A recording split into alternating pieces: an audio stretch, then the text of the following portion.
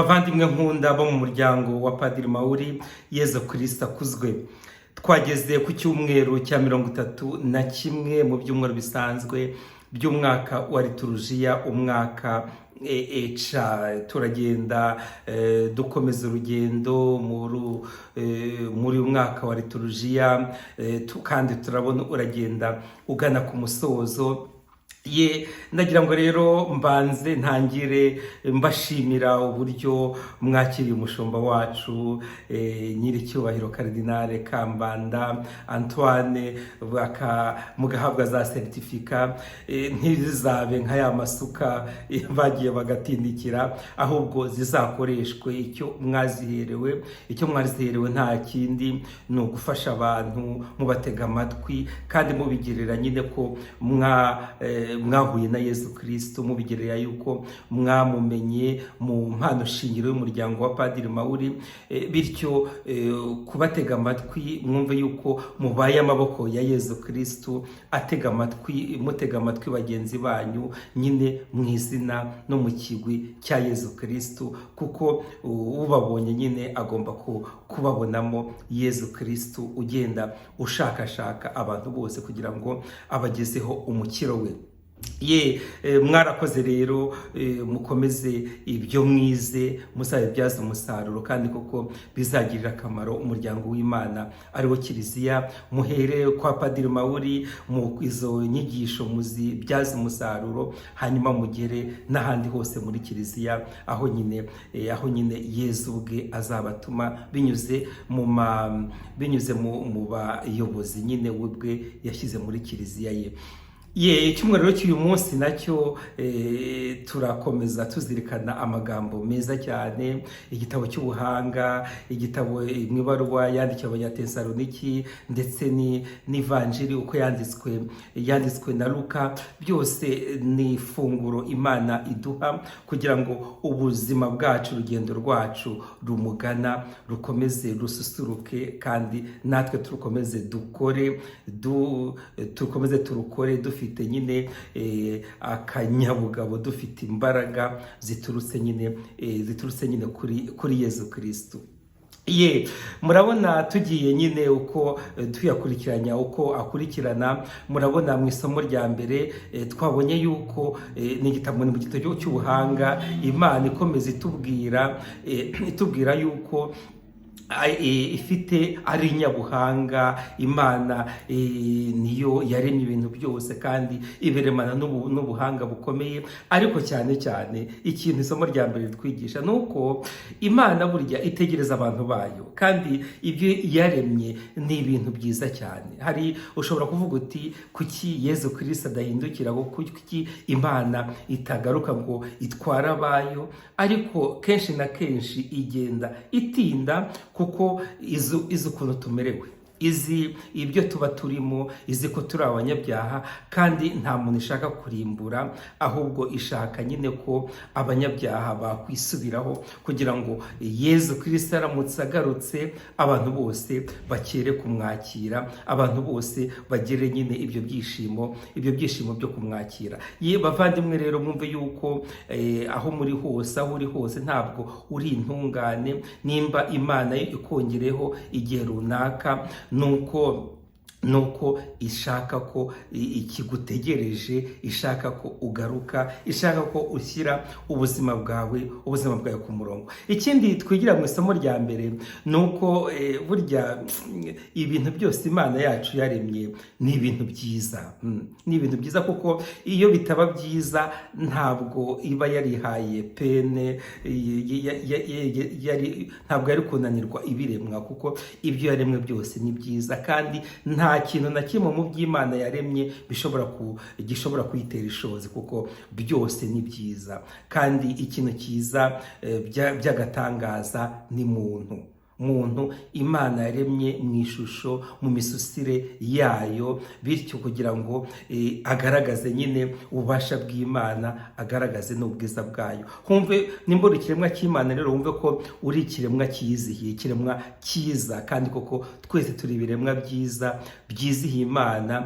Ntitukanduze rero ubwo bwiza. Imana ntiyaturemanye dukora ibyaha, dukora ibindi bintu nyine bidushyira kure y'Imana, ubwo ibyo dukora byose bibe bigamije kongera kugaragaza ubwo bwiza Imana yacu yaduhunze nyine igihe yaturemaga.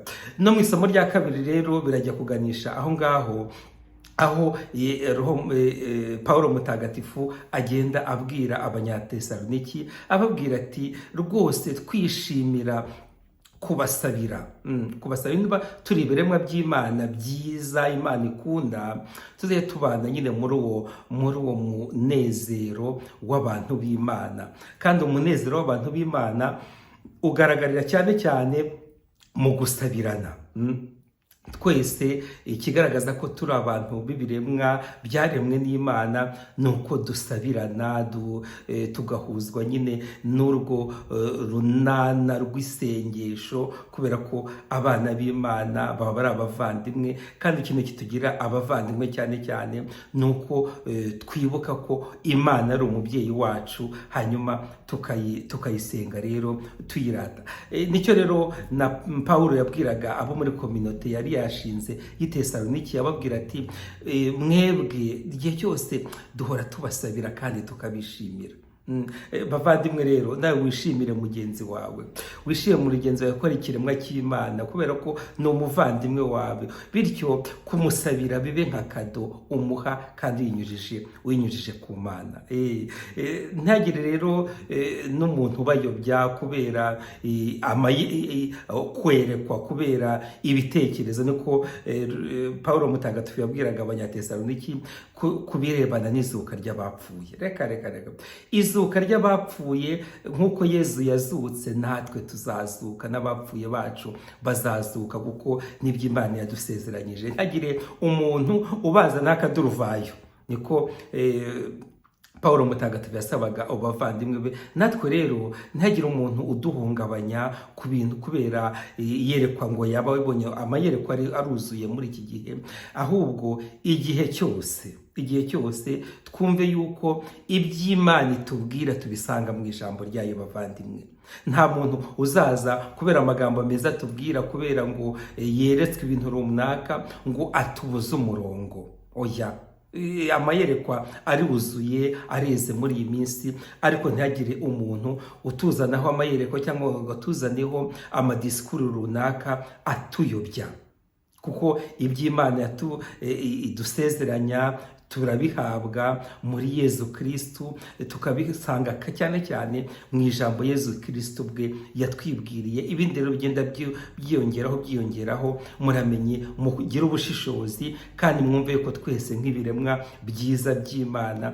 tugomba guhurira mu isengesho ryo gushima, twumva ko abantu bose ari impano z'Imana, bityo uri mu isengesho nta gishobora kumuyobya giturutse hirya ku ruhande, kuko abayobowe nyine na Roho Mutagatifu igihe cyose. No mu ivanjiri rero twabonye Yezu yinjira mu mujyi wa Yeriko, arawuzenguruka, nuko ahura n'umugabo bita Zakewu, umugabo mugufi ariko yari afite icyifuzo cy'akataraboneka cyo kubona Yezu, ariko yarabuze uburyo. Yumvise ko ari buca aho ngaho, yurira igiti, Yezu amubona mbere yuko amuhamagara, amubwira ngo manuka kuko uyu munsi ndarari wawe. Murabona, Yezu Kristu igihe cyose aratwantisipa mu byifuzo byacu. Bavandimwe, Imana yacu iradukunda, kandi igihe cyose ihora itanguranwa kugira ngo idusubize kandi iduhe ibyo dukeneye. Na Yezu rero yabonye icyo cyifuzo cya Zakewu, hanyuma amuhamagara mbere yuko ari na mbere yuko Zakewu amubona, kuko Yezu yubuye amaso areba hejuru muri icyo giti, ahita amubwira ngo Zakewu manuka bwangu, kuko uyu munsi ndarari wawe. Maze rero Yezu Kristu iyo duhuye ntabwo adusiga uko yadusanze. mwabibonye mu ivanjiri.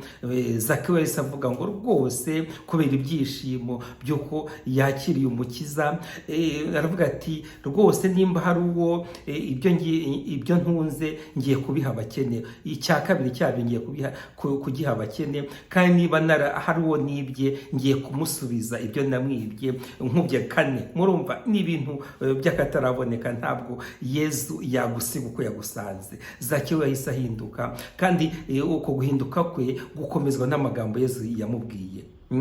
Aho abandi bajujuraga bijujuta baca imanza, Yezu yaravuze ati uyu munsi agakiza katashye muri iyi nzu, kuko nawe ni umwana wa Aburahamu. Bavandimwe, nongere mbisubiremo, ntagire umuntu ducira urubanza, ntagire umuntu tugira, ahubwo igihe cyose twumve ko abantu bose ari abana ba Aburahamu, kandi buri wese burya afite ukuntu abanye n'Imana. Ntagire umuntu ducira urubanza rero, ahubwo twese twumve yuko Yezu Kristo ashaka ko afite icyifuzo cyo kuza iwacu, cyo kwinjira iwacu, cyo kuzana agakiza ke, kuko ashaka ko abantu bose bakira, abantu bose bakwakira uwo mukiro.